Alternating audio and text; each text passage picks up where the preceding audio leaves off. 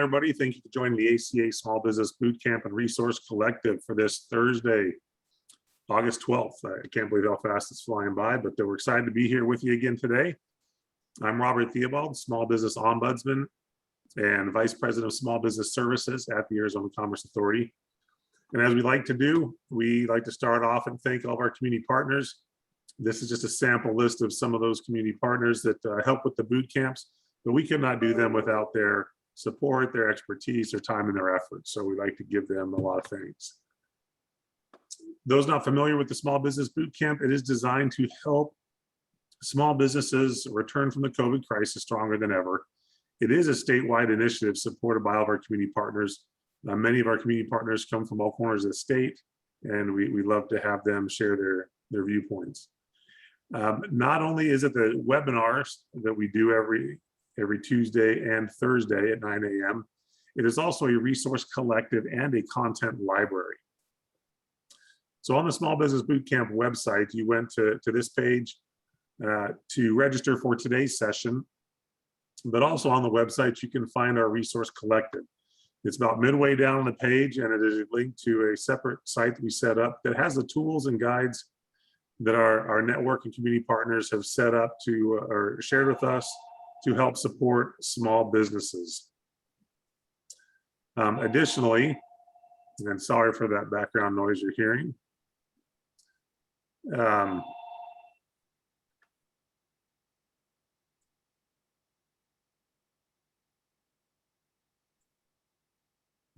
So with that, sorry about that pause there. With the Resource Collective, we also have our content library. And one of the positive things that came out of our boot camps, we've been doing the boot camps since April of 2020. We're in, I believe, our 65th week of boot camps, and we record all of the sessions. So today's session, for example, if you have to drop off early or you want to share it with somebody, we'll post a recording on our website. You can see on the little screen, on the screen, it says archived, and we list them by week. And they're available at no cost to go back and review at any time. And a positive consequence of doing that and recording all of them is we have created a content library of well over 140 recorded webinars with expert content and experts from various different fields. And so it is just a great, invaluable resource that we have available to everyone to review whenever they need to. Additionally, there are a couple state level websites that are great that we like to share with everybody. First is the state's COVID-19 information and resource page, arizonatogether.org. And then the Arizona Commerce Authority set up a COVID-19 business resources website and at azcommerce.com/COVID-19. And on that website, you can find some business guidance as well. You can find links to the different funding programs that are going on, for loans, grants, etc., along with a number of other great business, a lot more great business information. The ACA also has a number of programs to help support small businesses. Our Small Business Services team can help navigating SBA, working with the SBDC, SCORE, and local banking contacts. Our Workforce Division can help work with employers looking to hire or upskill for their business. And then their Arizona MEP is a manufacturing extension partnership, and they have a number of different programs to help support small and medium-sized manufacturers across the state.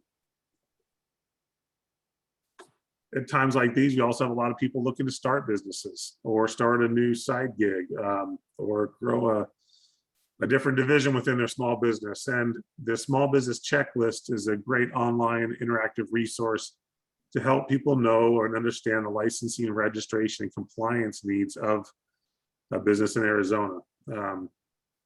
It has information on the local, state, and federal levels. So with that, we want to transition to some updates. We've got a number of different updates. PPP loan forgiveness, we continue to talk about this. The SBA just opened a new portal to help small businesses with loans under $150,000 try and get forgiveness or apply for forgiveness.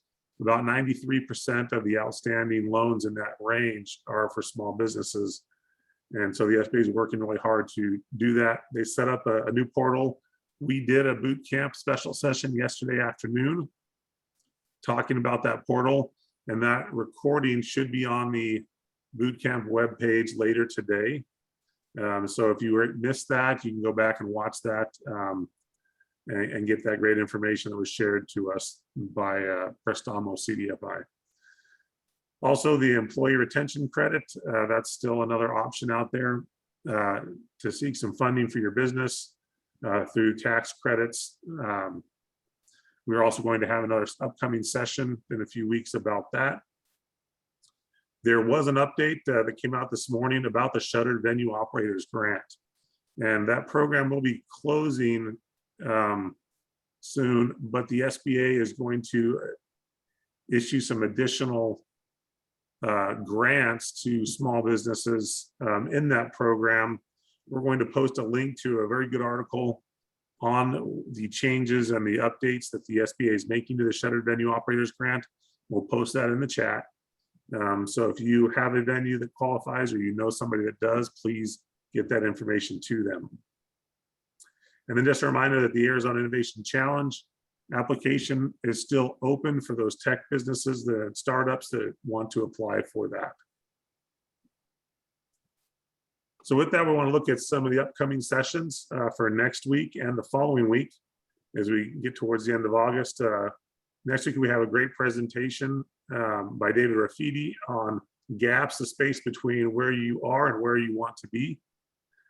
Then we have our third session next Thursday from the Society of Human Resource Management on talent acquisition strategies. Then we have grow, and then the next two, so the 24th and 26th, we're getting into how you can use some technology to really help grow and strengthen your small business. And these, both these are tech, but they're also targeting small businesses, Main Street small businesses, and how you can use it. And one is growing your small business with artificial intelligence.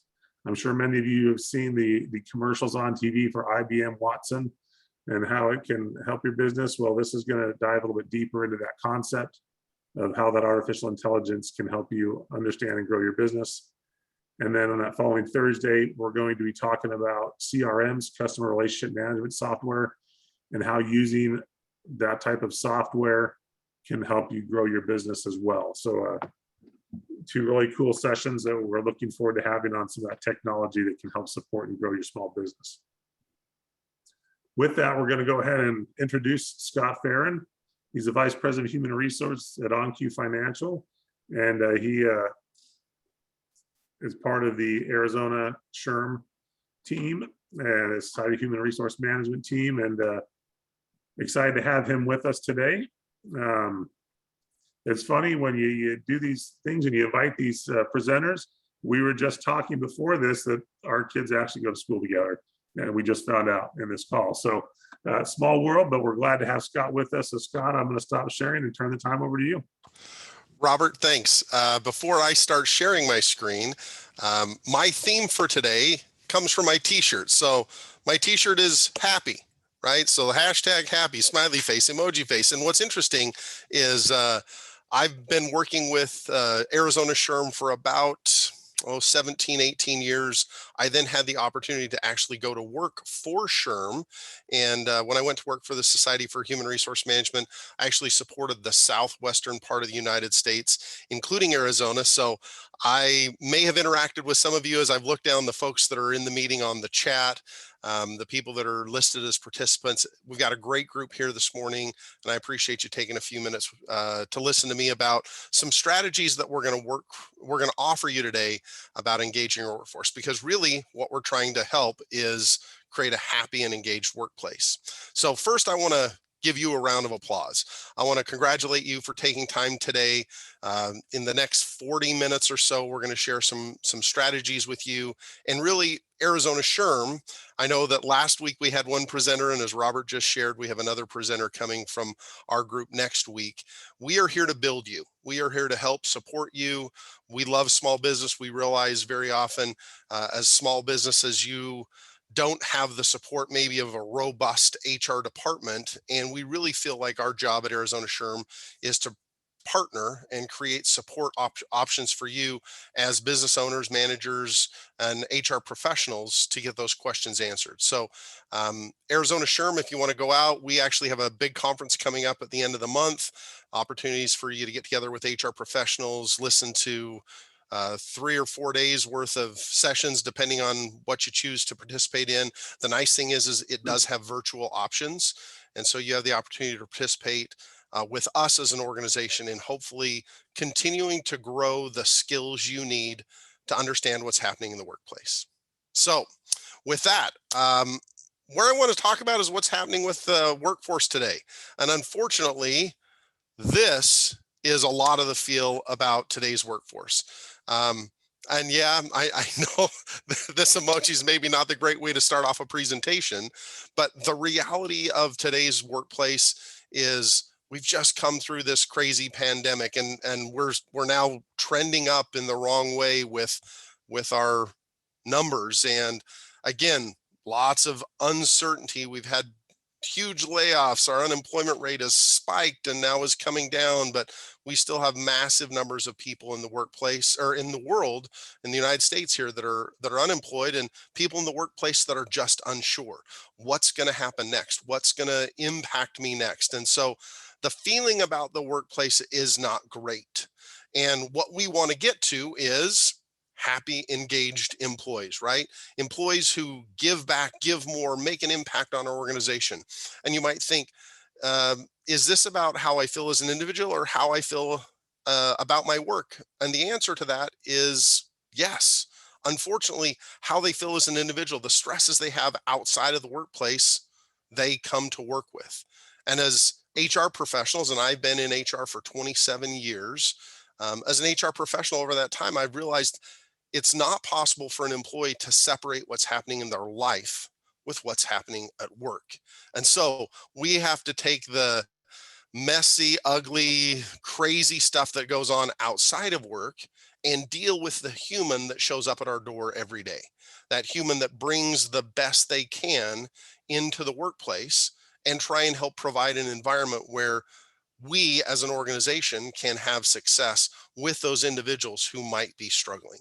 So what I want to talk today about are some things that are impacting you and things you might not realize about your business. Now, one of the things I watch all the time is what's happening with employees on a large scale. What are the stats, the surveys? What are organizations who talk to employees finding out about where we're at today? And so I'm going to invite those of you to that have your chat and your computer in front of you to tell me if you know what this statistic percentage means.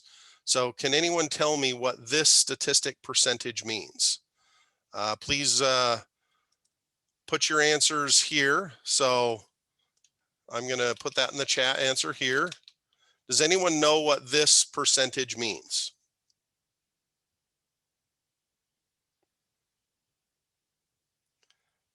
Increased rate of burnout since pre-pandemic. Thanks, Carrie. Sherry says it's productive time. Those are good guesses. People switching jobs. Evelyn, it's kind of crazy to think that that might be the percentage. I read a couple of newsletters, and often they're actually predicting the percentage might be higher than this one. Amount of people thinking or looking for a new job. Again, Carrie, great comment. Employees that feel balanced. Melissa is closest to the answer, and I'm gonna spin off of what Melissa said. Melissa, this is the percentage of employees that are engaged in your workplace. There are a number of different surveys out there, and I'm going to share one. I'm not going to give away their name. It's about 5 slides down. There's a survey out there, a number of them that have said we are at about 36% of employees fully engaged today. What that means is we have 64% of our population that is not engaged. Engagement, and there are a number of different defining factors for what that might mean, but this 36% of your population, roughly, 3.5 out of 10, right? 36%, 36 out of 100 if you have 100. But You walk around the workplace and you can see those people that are fully engaged, those people that give you every one of their best efforts every day. That person who's willing to spend the extra time to finish a project before they go home. These are people that will give you that 110%, right? A little air quote there, 110%. We can't really do that, but we could give 100%. And that's the problem, is only 36% of our employee population is giving 100%. What's most shocking for me about the series of statistics, they break them into 3 groups. Fully engaged, 36%, which, by the way, is almost a 10-year high number. We have averaged between 29 and 31%. Just prior to the pandemic, this was at about 31%. Go back to early 2020, right? Coming out of 2019, numbers were terrible. We've actually seen engagement increase since the pandemic happened. We then have a set group. Number 2 is that group in the middle called in neutral, right? They're indifferent. They're neither engaged or disengaged. They do call them a disengaged group, but the real group I concern myself with is the actively disengaged. And most statistics put that between 17 and 20%. The one I like to subscribe to, and I'll again share their name in a little bit, says there's 19% of our population that is actively disengaged. And they are people that only show up for a paycheck. The engaged show up for what they can give, not what they get.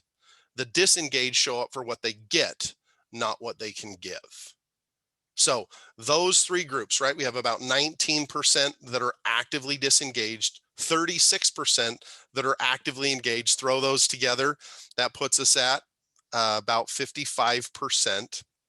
That means we have 45% of our population in neutral, 45% that aren't fully engaged, but they aren't fully disengaged. Now, I like to share another number with you. Does anyone, oops, there's my 36%. Does anyone guess what this number is? Or actually, can anyone guess how many zeros are behind this number? So in the chat box, if you can guess what the zeros are behind this number, this is the number of the cost that disengagement is to America today. Can anyone guess how many zeros are behind this? And I guess I should ask you, you can go thousands, hundreds of thousands, millions, billions. Can anyone guess? Again, Cheryl right off the gate. Cheryl guessed it right out of the gate. So we're going to give Cheryl the gold star for the day. This is the cost to the United States for disengagement. Again, $450 to $550 billion lost by lack of engagement. And again, that is those people who show up for what they get, not for what they can give. So it feels a little bit like we've fallen into the deep end of the pool, right? And maybe we don't have our masks on. We're not coming up for air. What I want to do is I want to help you change your perspective on engagement. And I'm going to do that by teaching you what employees want from an engagement perspective. So we aren't going to go back to checking boxes anymore. What I'm going to ask you to do is I'm going to ask you to put on your coaching whistle. I'm going to ask you to think a little bit differently about, hey, how do I help work with my employees? And it's not one of those things where you can get mad at those people that are disengaged. It doesn't work, right? What we've got to do is we've got to be the cheerleader. We've got to push and drive people in the way that they want to be driven. So you've heard often about give people what they want and they'll give you back what you want. And that's the reality of our workplace. We bring individuals into the workplace and we give them this cookie cutter checkbox thing. And when they don't do it exactly the way we think it should be done, we get mad at them. And the problem is what we need to do is we need to work with them and coach with them and cheer them on and create an environment where they can be successful, where they can give the full capacity of what they have. It's this combination of what I bring into the workplace and the state of the workplace. And when those 2 mechanisms work together, we get positive outcomes. So what I'm going to talk to you is not about a lot of money. It doesn't cost a lot of money to do the things I'm going to mention today. In fact, it's a little bit of the, come on, baby, it's groovy, right? Let's make the workplace a place where people can feel the way they want to. So I hope you have your listening ears on and you don't go, no, no, no, I don't want to hear it. And I've presented to HR professionals over the last 15 years. And what I have heard over and over again is people go, oh, that's a great idea, but it won't work in my culture, right? That's not for me. That doesn't match what my employees want. I'm excited because this is an information that I put together through my working experience. I've worked for great organizations. I worked for Farmers Insurance and the University of Phoenix. I've been with an independent mortgage broker and worked for SHRM as a national organization. And right now I work for OnQ Financial, a national mortgage lender. The nice thing is regardless of the industry I've been in, regardless of the job type I've had, my 27 years in HR have taught me that from company to company and industry to industry, employees are similar. Employees have similar thoughts, demands. They want the same kinds of things out of the workplace. And most importantly, they come to the workplace with the same kinds of problems. So I want you to unplug your fingers from your ears and listen to what I have to say about the things that employees want. Because I didn't come up with this information. In fact, I went to what I consider one of the best and most trusted partners for information in the United States. And I use them all the time. I've used them in just the last 8 months since I've been here with OnQ Financial, and that is Gallup. If you're not familiar with Gallup, Gallup is a national organization that is committed to helping improve the workplace. They are committed to understanding what's happening in the workplace. They are an analytics and a thought leader. And in fact, on my bookshelf behind me, I have several books from Gallup because whether it's their strengths-based leadership or other thoughts that they put into it, Gallup really does give us information that we can use as business leaders, as HR professionals, as owners about what's happening in our workplace and to our workers. So what I'm going to share with you, Gallup has developed over surveys in more than 30 countries over the last 25 years or so. Hundreds of thousands of surveys have gone into this. And Evelyn says in the chat box, yep, she's used their strengths-based leadership surveys. And again, they have a host of things. And I'm not selling Gallup. I get nothing from Gallup. I have friends who are strengths-based leadership trainers. And I talk to them all the time because Gallup is constantly revolutionizing and thinking differently about the workplace. And they do that not because they have a think tank of people in their offices in Kansas City.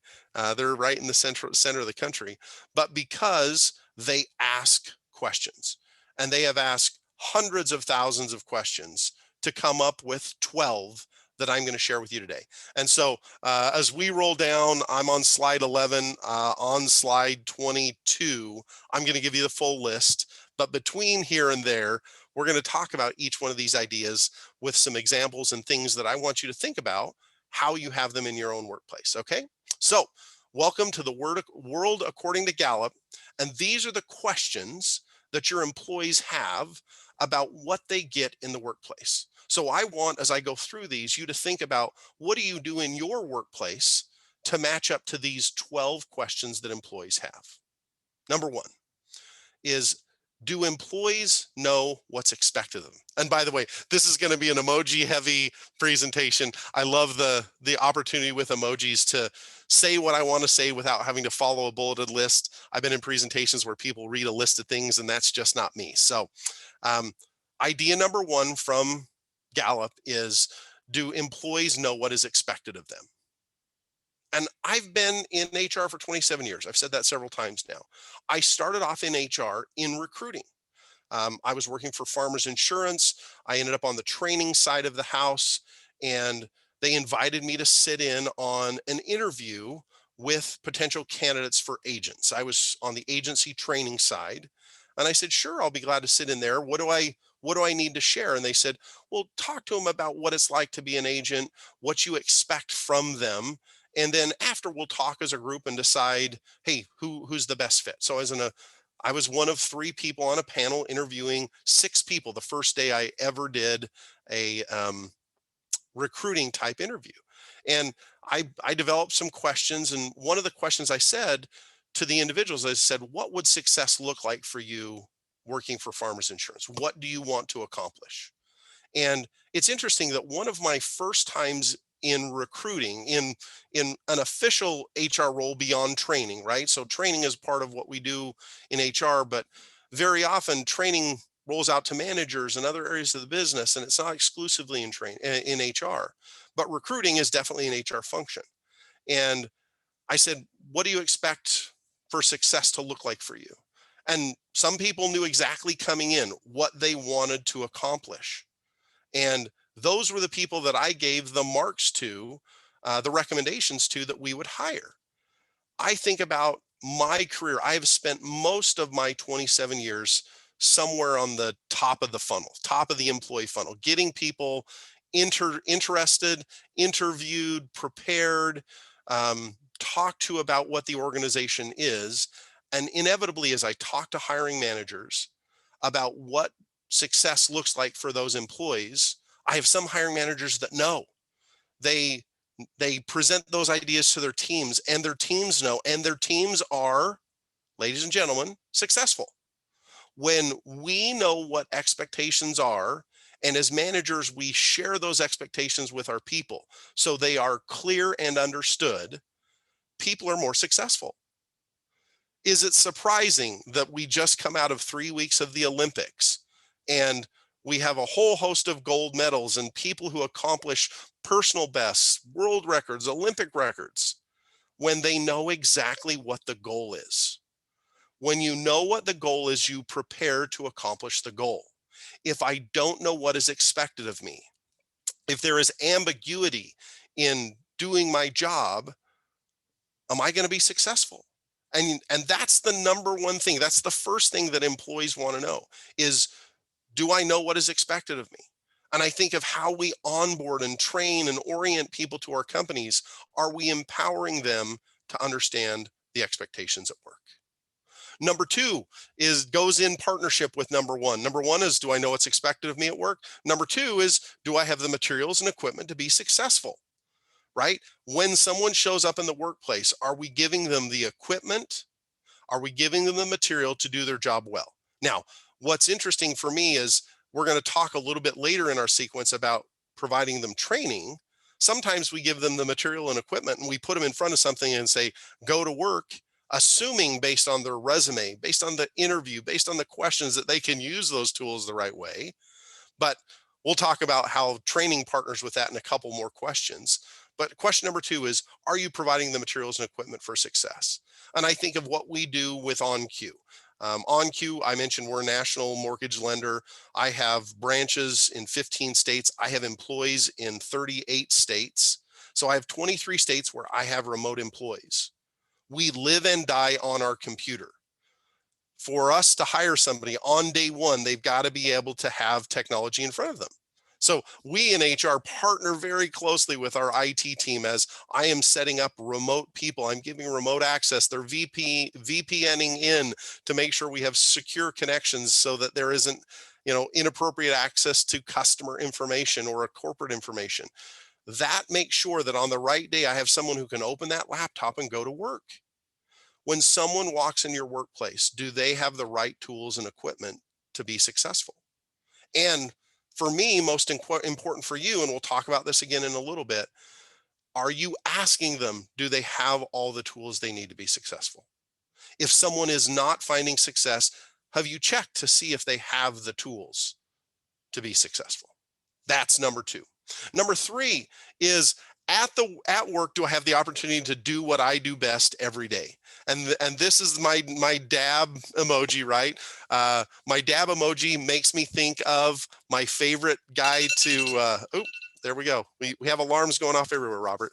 The dab emoji makes me think of Cam Newton, right? Cam Newton, whether you like football or not, he's certainly somebody that's a polarizing sports athlete, but he does the dab, and we got the basketball players who shoot the 3-point shot and then do the little shimmy shake, and we got baseball players who hit the home run and they flip the bat. What I'd like to see is that when a baseball player strikes out, he flips the bat and goes, "Woo, I just did my job." Right? Or the quarterback, when he misses the pass or throws an interception, he does the dab, "Woo, I did my job." That's not reality, right? We don't celebrate the things that we don't like. And guess what? Most of our jobs filled with things that we may not be great at. What we hopefully provide employees is an opportunity every day to find that moment where they shoot the 3-pointer and they throw the touchdown and they hit the home run. And I can use other analogies. I'm an HR professional, right? I hate doing expense reports. I have a bachelor's degree in finance and I hate doing expense reports. Paperwork is a little bit, annoying for me, but I love making phone calls. If you give me the option to run through an hour or two of reporting or call 50 people, even though 49 of them are going to tell me no, I would rather call 50 people than work for 2 hours on reports, right? So do we have an opportunity, and do we find in our employees the opportunity for them to do best, what they do best, the opportunity to do what they do best? And how do we know that? We ask them. And we're going to talk in 2 more examples about finding an opportunity to find that out from employees. Okay. So I know I'm promising lots of things coming up. It's called teasers, right? So number 3 is, do employees have the opportunity to do what they do best? Number 4 is, at work, do I have someone who cares about me as a person? Now, this is the new care emoji. It's been out for a couple of years. It's been added to Facebook. This is not an I love you emoji. It is a I care about you emoji. And what's interesting is, in the workplace, I have worked with many managers who have said to me almost verbatim, I don't care what's happening at home. I just need them to show up to work and do their job. The problem is, employees need us to care about what's happening at home. Employees need us to care about them as humans, not just as employees, right? Very often, the idea of human capital has gotten a bad rap over the years. And there's some great stuff from the HCM group, Human Capital Management Group. I've actually been in several of their trainings, and they do a fantastic job. But people don't like to be separated into just the number of employee they are. They're people. And managers should know about their employees. Do they have kids? Do they have a spouse? Do they like dogs? Do they like cats? What's their area of entertainment? What do they do that makes them human that I can know about and ask about? That care is a major part of connection with a manager and an employee. And so what I want to make sure we do is we spend time encouraging our managers to connect with their people on a human level. Okay, that's number 4. Number 5 is, do I have someone at work who encourages my development? This is where I'm going to talk about things I mentioned a couple of times that I was leading to, and that's the stay interview, right? If you don't know what it is, a stay interview, and there are several examples, I'm not selling anybody's, but out on Google, there are several. Gallup has talked about one. SHRM as an organization has one that you can go out and get. A stay interview is simply an opportunity for a manager with an employee leading the discussion to find out about what's happening in that employee. Do they have the tools, material, equipment to be successful? Again, going back to number 2. Do they have the opportunity to do what they do best? And in a stay interview, you normally talk about, what do you like best about your job? What, if you could change, would you change about your job that you like least? So again, we often think of, how do I give rewards to people that aren't financial? Find out what they don't like. I remember one time in an organization I was with, I mentioned I hate expense reports. And I did really well in recruiting in one half of a year. And they said, what can we do for you? I said, have somebody do my expense reports for the next quarter.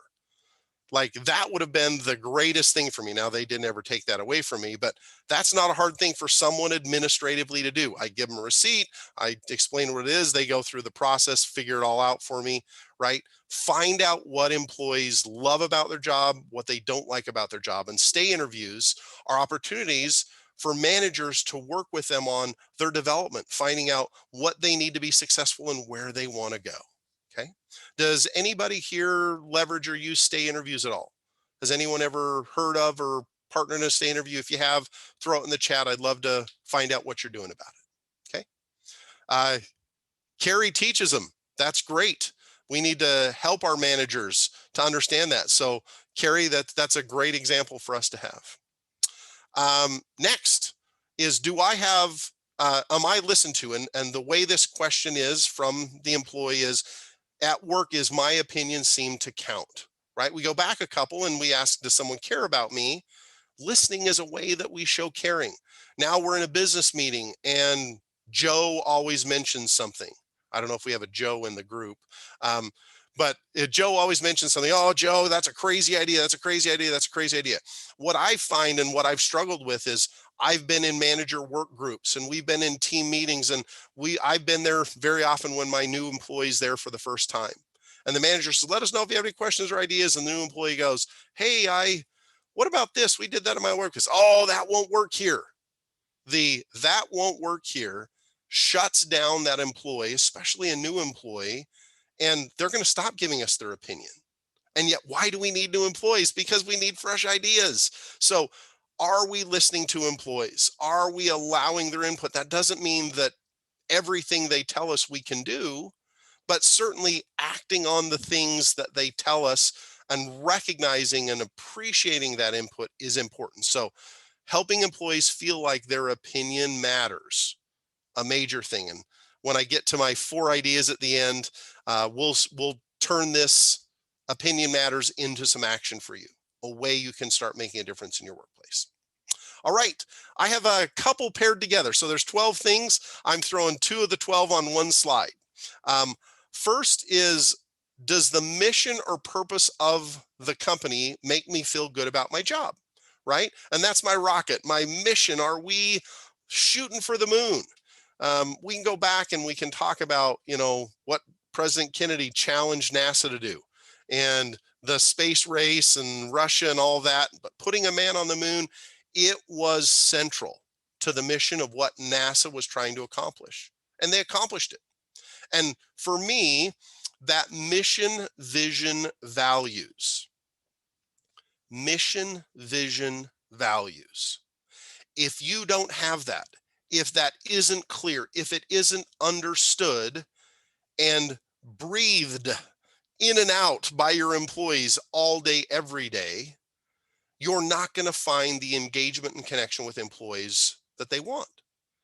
Is the mission something that's on a piece of paper and you act a completely different way?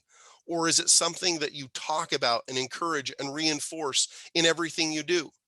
I loved working for SHRM. I love using SHRM as an example because on my badge as a SHRM employee, on the back of my badge were our 5 core values, right? What were the things that were important to us, important enough that every employee had them on the badge, that they had to have on them in and out of the building as many times as you moved around the building every day. We get in the elevator, you got a badge to a floor. You have that badge in your hand. And more often than not, when I was in the building, moving around, I recognized that my mission, vision, and values was there. Now, I'm really excited to be at OnQ Financial now, and you can go out to our OnQ website and find out what about us and what about our culture. We have an entire wall in our building that is painted with this mission. So I'm holding up a little rag. I hope you can see me. And it says, oops, I need to turn off that alarm. There we go. It says the dream is inclusive. The dream is inclusive. And that mission, vision, values, we have it in word clouds. We have an entire wall in our break room that talks about the dream is inclusive. As a mortgage lender, our goal has always been as an organization to make funding available to as many people as possible, because owning a home is a major important thing for individuals, for families. And so how do we not make the qualifications for a loan so challenging that hardworking people don't have opportunities to own a home? And that for almost 20 years is what's kept us alive. What's made a difference in a couple of mortgage up and downs that's gone on is people who work for us. We talk all the time about mortgages simplified and how do we make it possible for borrowers that struggle from other lending institutions to get a loan. How do we help them qualify and get a house? That rocket, mission, vision, values, we're all moving the same direction. And with that, we have a team of people.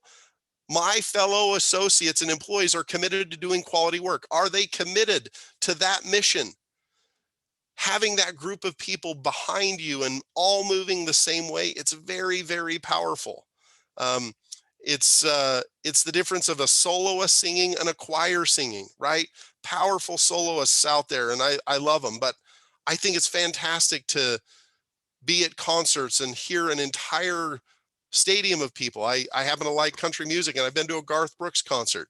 Garth's great to listen to, but guess what my favorite part of the concert is when the entire audience is singing back to Garth and he stops and he listens to the people that are there. He listens to us basically destroying his song because we all sound terrible, but yelling his music back to him. And he loves it. And it's powerful. And it gives me the chills right now to think about it, because the power of many voices, that team of people in the workplace, all moving in the same direction, all singing from the same hymnal, all, pushing in the same direction. That's what makes a difference. And that is part of engagement. So do I have clear mission, vision, values? And do I have a team of people all move in the same direction? Those are two ideas together. All right. We're down to just a few to go. On the list, number 10 from Gallup is, do I have a best friend at work? I'm sorry, I grew up in Utah. I know I should have Kevin Johnson to Dan Marley or KJ to somebody, I'm sure. But what I have is Stockton to Malone. I grew up throughout the 90s watching Jazz basketball, Stockton to Malone. I don't think either of these guys would be in the Hall of Fame without the other. John Stockton was a fantastic guard, but nobody finished his plays as well as Karl Malone. And Karl Malone, man, that guy can muscle through anything, but if you didn't throw the ball right where he wanted, it did not stick. And when Karl left the Jazz and played for the Lakers, I feel terrible about that, he did not have as great a season as he did with John Stockton, because Stockton knew as a guard right where to put the basketball. And that's why Karl Malone is a top 3 all-time scorer. And that's why John Stockton is the greatest assists man ever, right? Because they were great teammates. Now, you go, how do I help have a best friend at work? For me, the best way you can do that is an employee referral program. You have great employees. 36% of your employees are engaged. I told you that at the beginning, right? 36% of your employees are engaged. Those are the employees that should bring you your next employee. I love it on cue right now. We give $1,000 referral bonus for employees who refer new employees, and those employees stay 6 months. At 90 days, they get $500. After 180 days, they get another $500. You make $1,000 by bringing your best friend to work. And yeah, there are some nepotism things that go on. And I know I've worked in organizations where nepotism rules were really harsh. I get here to On Cue and I have husbands and wives that work together. I have parents and children that work together. And guess what? It works out. I know there can be more problems, but guess what? Having multiple people who know each other well, who work well together, they're going to improve their commitment. Your retention numbers go up when people have a best friend at work. The one you need to watch out is that employee who comes in, never speaks to anyone, does their job, never sits with anyone, goes home. If they are not connected in some way to you, their chance of leaving you goes way up. And having a great referral program is a way to do that. The cost today of finding people, it's not that a lot of people don't apply. A lot of people aren't qualified. Your best resource for recruiting, and I've believed this for all 27 of my years in HR, you have current employees. Allow them to be your recruiters. Talk to them, encourage them, reward them when they bring you good employees. Does anyone here have great referral programs in their workplace? Anyone use referral programs as a way to get employees? Is anyone offended by my Stockton to Malone picture? Nobody's chatting. I'm worried that I've offended you all with my Stockton to Malone. Well, I'm going to move on and we'll see what we get there. they have a referral program, but the dollar amount's not that high. Thanks, Cheryl. I'm glad you're not offended. And Brandy, what's interesting, $1,000, you might think, man, that's a lot for an employee. Our problem is in the mortgage business, highly competitive business. We have had managers who have said, we need to go to an agency to get this, right? We need an underwriter today. And, an underwriter job's $70,000 to $100,000. An agency is going to charge me 15% to get me a $70,000 person. Anyone want to do that math for me? I'll tell you the math. It's $10,500 agency fee for the lowest level underwriter, right? Guess what? If I have an underwriter who used to work at PennyMac or used to work at Freedom Mortgage or used to work at Quicken, wherever, and they know another underwriter and they'd love to have them on their team, $1,000 to my employee versus $10,000 minimum to an agency, that's a deal.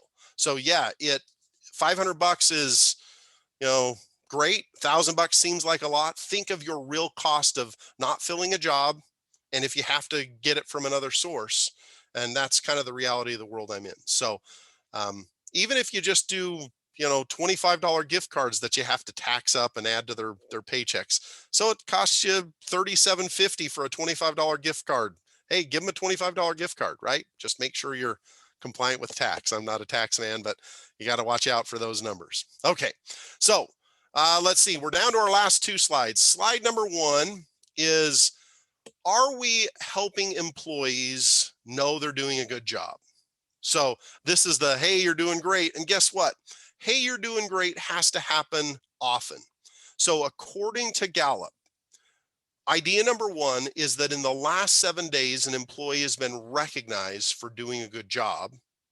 And in the last 6 months, they've talked to someone about the progress on their performance, progress on their goals, right? So this is really a two-parter. Again, in the last 7 days, have they been recognized for doing something good?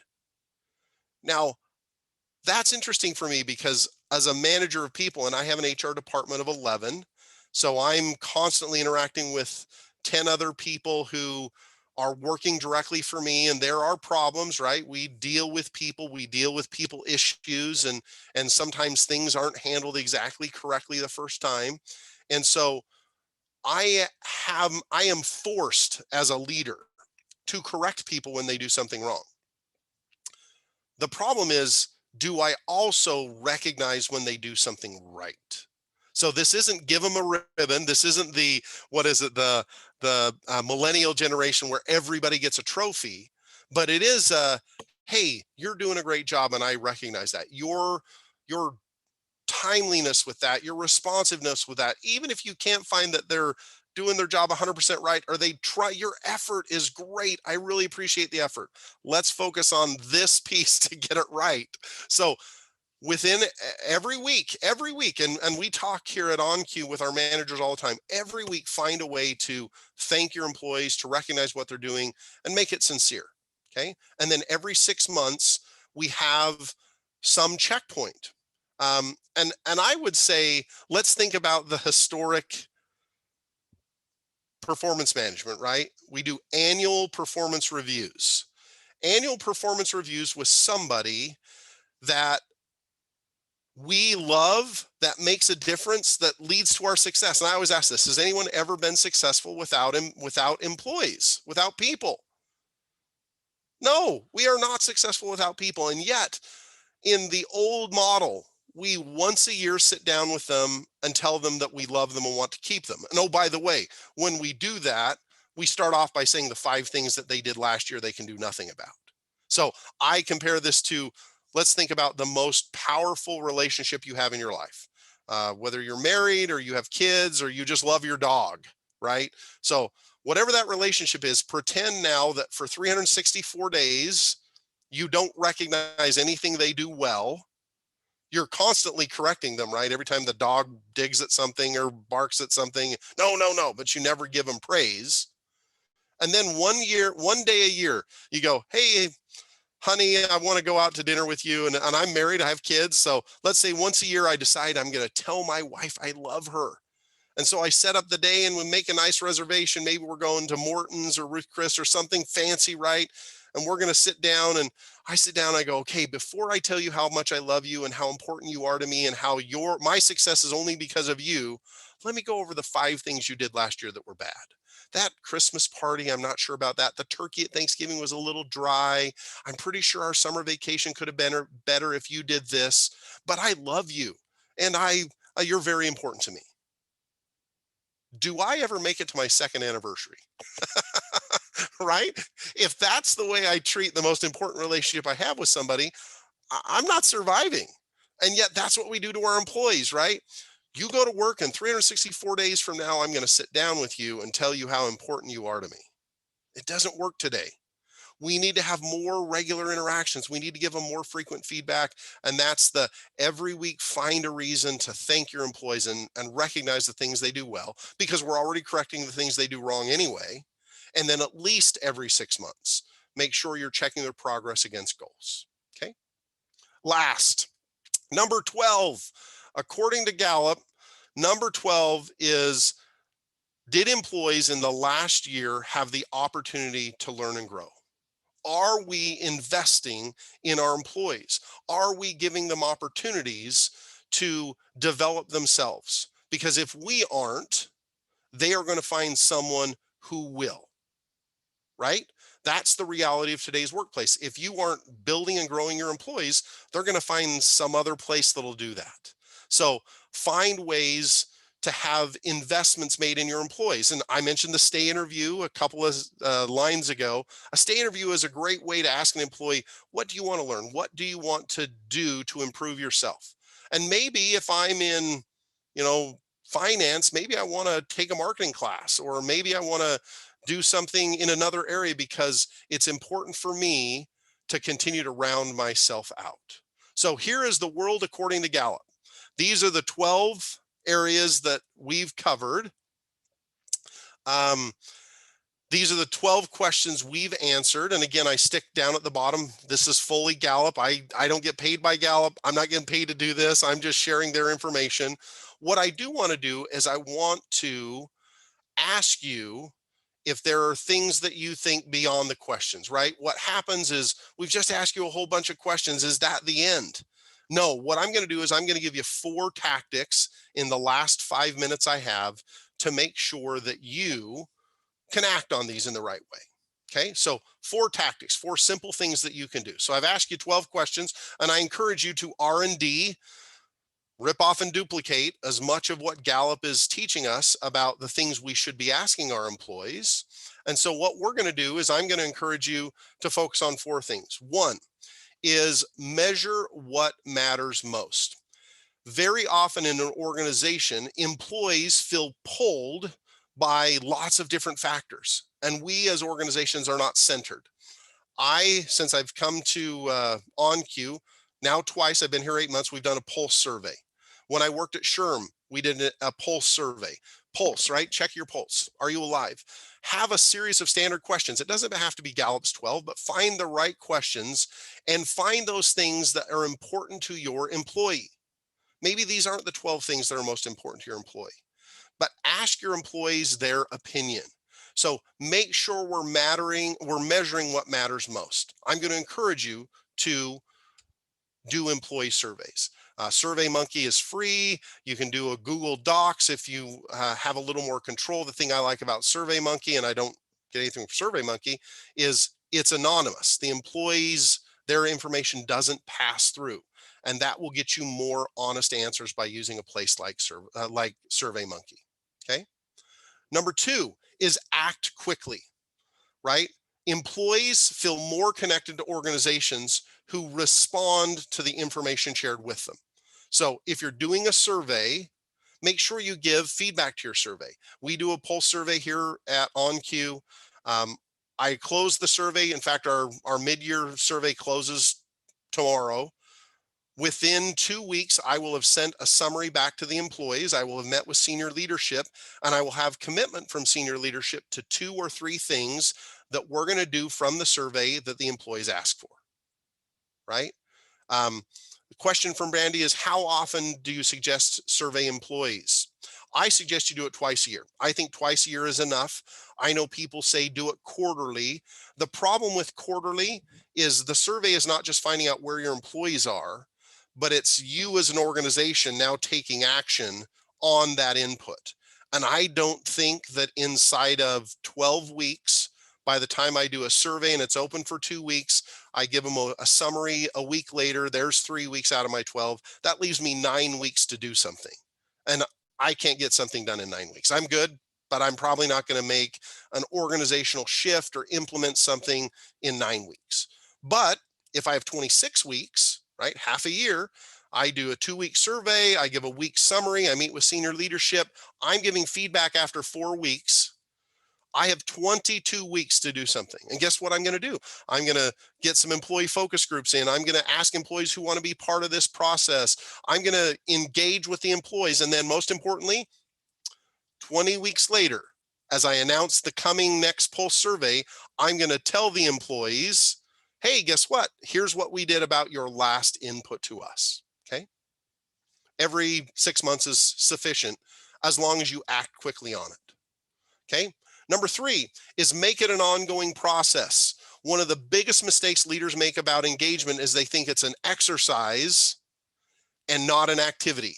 An exercise or an activity and not an exercise, right? It's something that they do once as an activity and it's not an exercise, something that is ongoing. Engagement is not something you do once and you're done with. It is something you do consistently. Like I said, every 6 months, do employee surveys.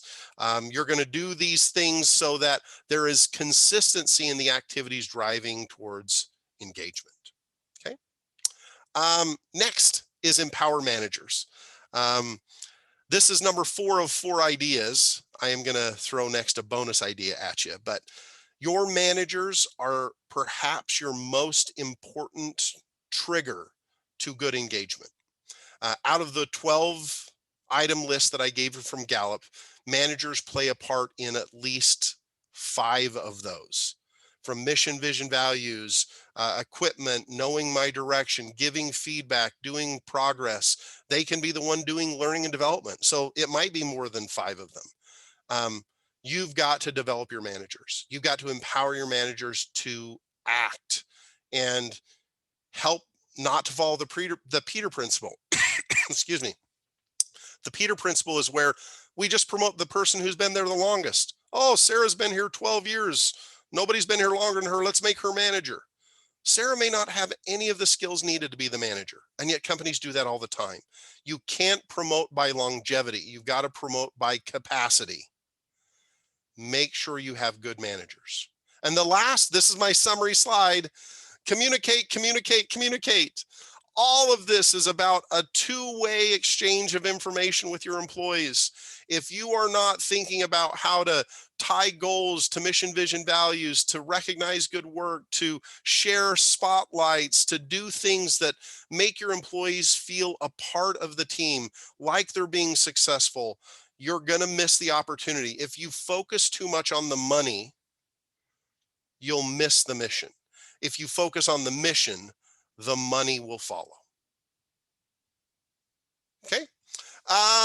That's it. Any questions? I'm going to take a couple questions. I got about 2 minutes left. I told Robert I wouldn't run us over.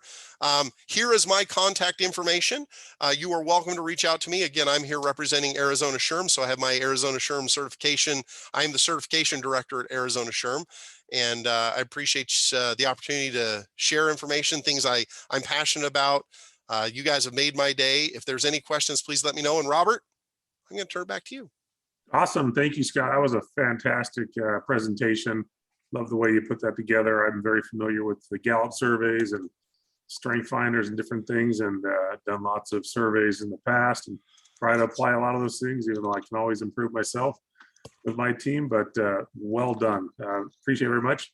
We do have a minute or two that we can jump in and answer a question. If anybody has any questions, post it quickly in the Q&A.